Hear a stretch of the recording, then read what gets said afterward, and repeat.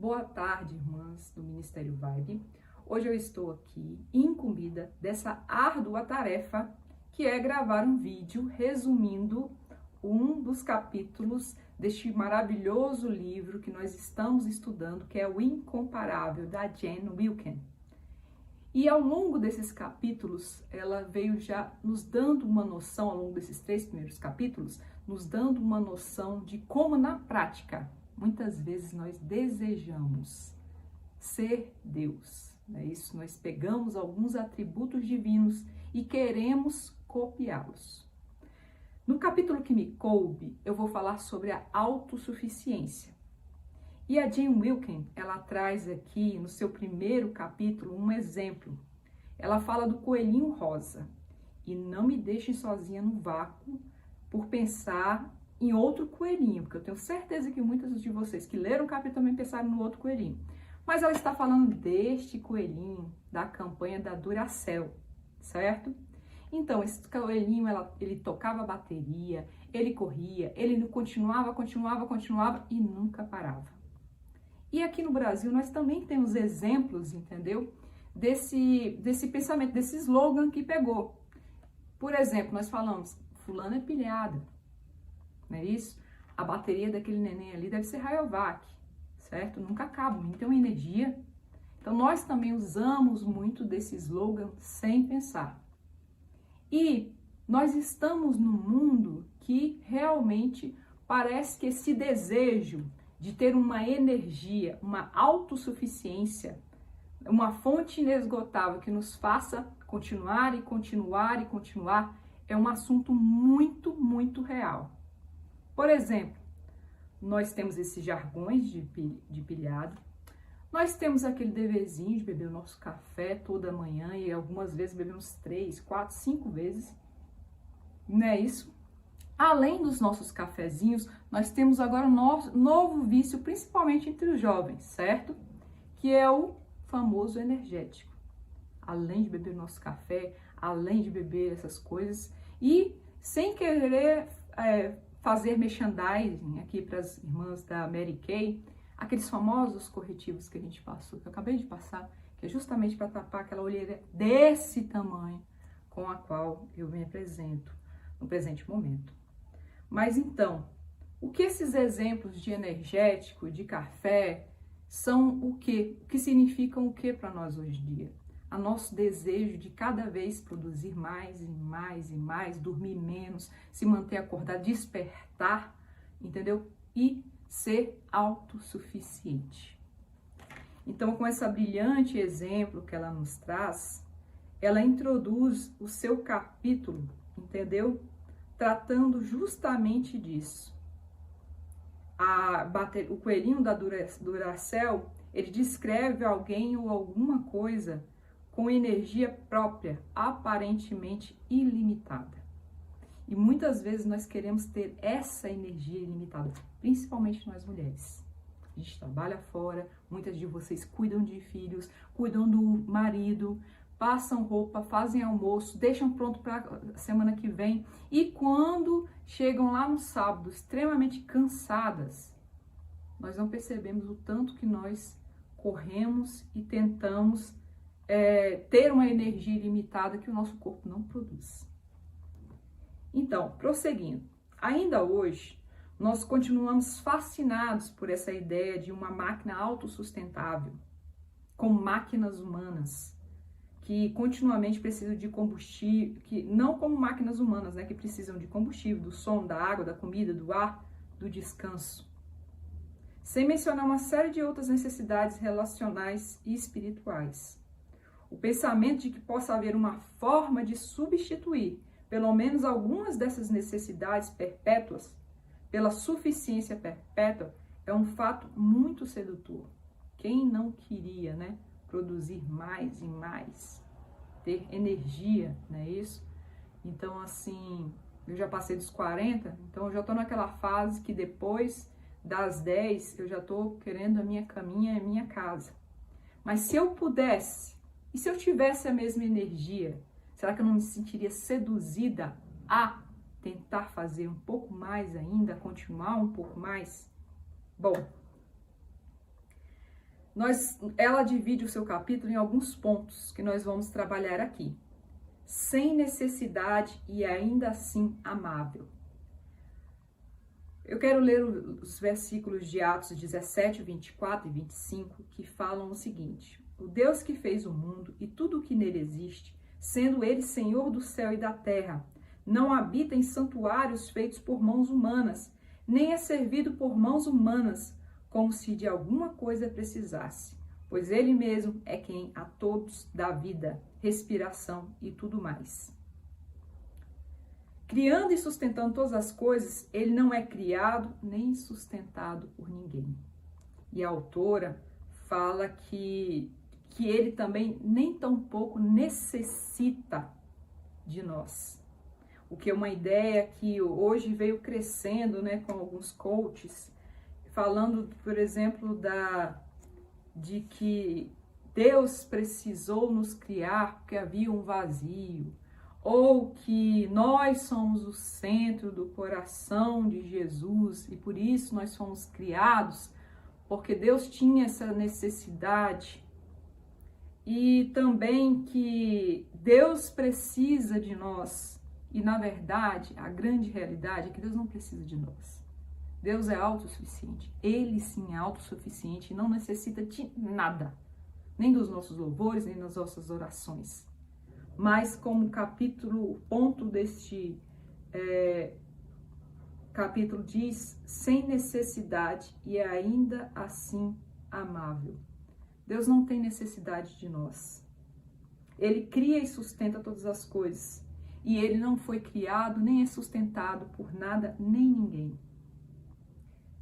A ideia de que o ápice do ato da criação foi intencionado para preencher um vazio do tamanho do ser humano em seu coração transcendente não é uma realidade. Ele nos criou alegremente e nos ama infinitamente, mas ele não precisa de nós, certo? E ai de que se Deus precisasse de nós, o quão chantagistas nós seríamos, não é verdade? Tentando ganhar de Deus a afeição ou o mérito. Nós precisamos dele a cada hora, mas ele não precisa de nós para nada. A melhor notícia que poderíamos ter, porque se Deus precisasse de nós, de alguma forma, certamente o decepcionaríamos. Louvado seja Deus, porque seus planos não dependem da minha fidelidade, sua alegria não gira em torno do meu bom comportamento, sua glória não precisa das minhas realizações. E até quando ele diz que é para nós irmos aos confins da terra, pregar o evangelho, ele não precisa de nós. Porque para nós é um privilégio servirmos a Deus. Mas Deus não precisa do nosso serviço para fazer a obra dele. Ele faria, indo eu ou não. Deus realizaria sua grande obra. Porque quem precisa de Deus sou eu. Ele não nos criou por qualquer tipo de necessidade. Mesmo assim, é um Deus que derrama sobre nós amor incondicional. Ele não se perturba nem é prejudicado pela minha inconstância. Ele se agrada de ser glorificado, seja através de mim ou apesar de mim. Mas não precisa nem um pouco de mim. E ainda assim, ele me ama profunda e eternamente, por nenhuma outra razão a não ser o beneplácito da sua vontade. Grande é o nosso Deus, não é isso? O outro ponto que a autora nos deixa aqui, alguns destaques, é uma necessidade é um limite. Uma necessidade é um limite. E como temos visto, Deus não tem limites, mas nós temos.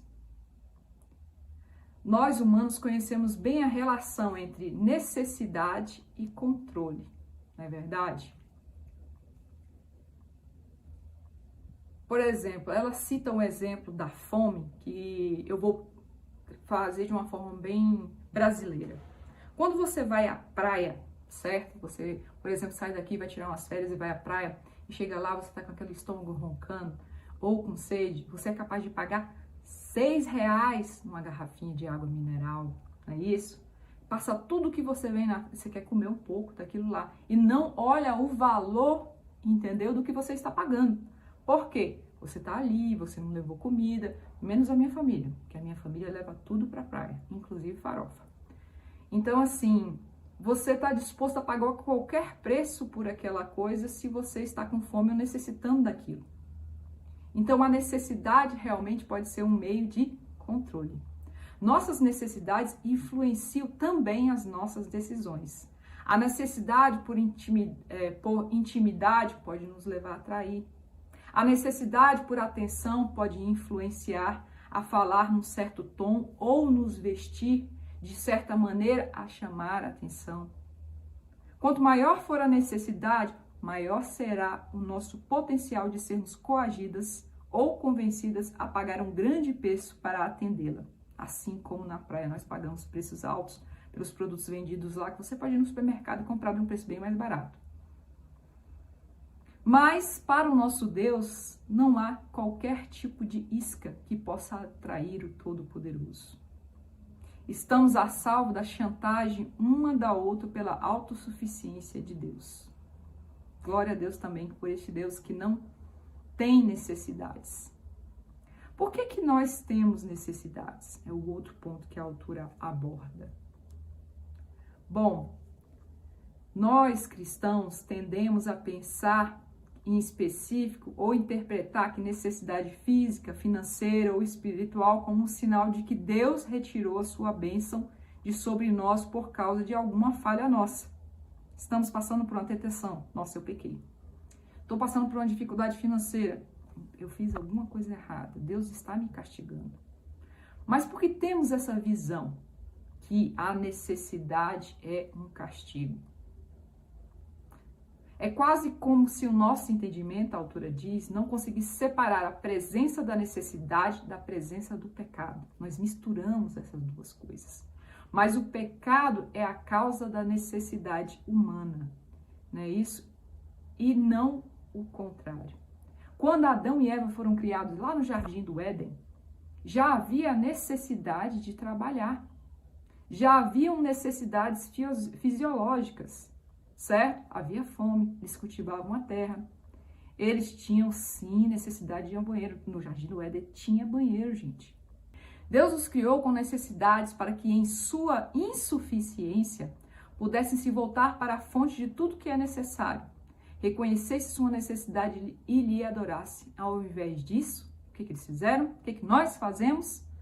Nós buscamos autonomia. Nós buscamos ser automatizados. Nós criamos as crianças de hoje, os filhos, para serem extremamente independentes. Não é verdade? Por que todo mundo no Brasil tem um carro? Então, o sonho de algum brasileiro é ter um veículo. Embora alguma geração nova agora esteja mudando esse pensamento. Porque você não pode depender de nada nem ninguém para ir a lugar nenhum. Primeira coisa que um jovem pensa em fazer quando ele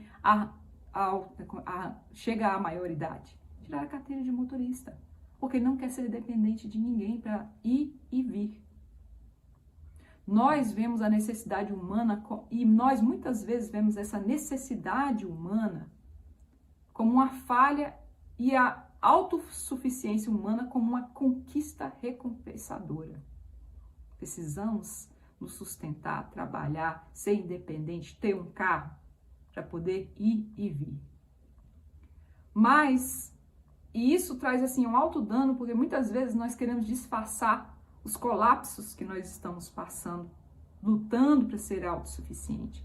Tanto colapso financeiro, como colapso emocional. A gente luta muito, muito mais para não demonstrar as nossas necessidades. Aprendemos dessa forma porque necessidade é fraqueza e nós então lutamos para manter máscaras que nos custam muito mais do que só a saúde mental, mas também a saúde espiritual. A gente tem aquele prazer de quando a pessoa pergunta assim, eu não sou um padrão para esse tipo de coisa, né? Mas quando as pessoas perguntam, e aí, você tá bem? Tô bem. Tô mais do que bem. Tô ótimo. A família tá desmoronando. O dinheiro não tem. Tá em crise financeira. Eu tô bem. Tô ótimo. Porque admitir uma necessidade no nosso mundo é dizer, eu sou fraco. Eu sou frágil. E em muitas igrejas, admitir, entender uma fraqueza é porque você está em pecado. Você fez alguma coisa errada. Nós mudamos a adoração a Deus, que deveria ser o resultado de vermos a nossa necessidade, para nos voltarmos à adoração de nós mesmas, crendo que assim como Deus, somos autossuficientes. Deus, em sua infinita sabedoria, nos criou precisando dele. Não foi o resultado do pecado de Adão e Eva. Adão e Eva já necessitavam da suficiência, da autossuficiência de Deus. Ele também nos criou não só precisando dele, mas precisando um dos outros. 1 Coríntios 12, 21 diz: não podem os olhos dizer à mão, não precisamos de ti, nem ainda a cabeça aos pés, não precisamos de vós. Para falar justamente que nós precisamos uns dos outros, principalmente no corpo de Cristo. A Jane Wilkin tem uma frase fantástica nesse livro, que diz o seguinte: a satisfação é o processo de aprender a crescer em dependência, não em autonomia. É uma frase fantástica, não é isso? Santificação é um processo de aprender a crescer em dependência da graça de Deus, não em ser autônomo.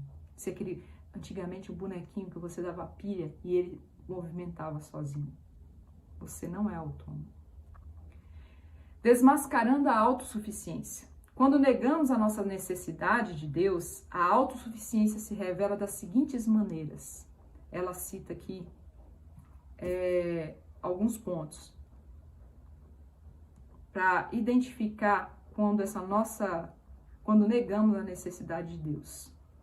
Quando negamos a necessidade de Deus, nós entramos também naquela falta de oração. Nossa alta confiança nos leva a deixar de nos aproximar de Deus. Eu me basto. Eu não procuro. Eu não levo a Deus as minhas necessidades. O esquecimento, como Israel esquecia de Deus constantemente e caía em erro, nós também caímos no esquecimento da palavra de Deus. Raiva nas provações. Nós passamos a sentir no momento da provação raiva, ira.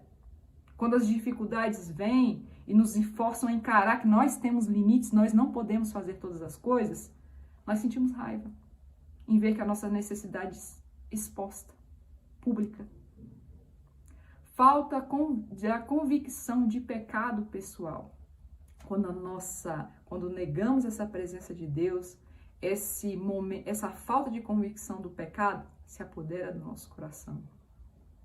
Achamos que quando a Bíblia nos admoesta, nós achamos que são admoestações generalizadas, ao invés de personalizadas. Nós perdemos essa convicção de que somos pecadores. E quando negamos a nossa necessidade de outros crentes, a autossuficiência se revela das seguintes formas. Evitamos a comunidade cristã. Se você está sentindo desejo de ser desigrejado, pense muito sobre isso. Se isso não é um momento de autossuficiência. Nós caímos na dissimulação. Quando temos que interagir com outros crentes, nós dissimulamos a nossa real necessidade, as nossas fraquezas. Falta de prestação de contas. Nós estamos indispostas a pedir e a receber conselhos de outras pessoas.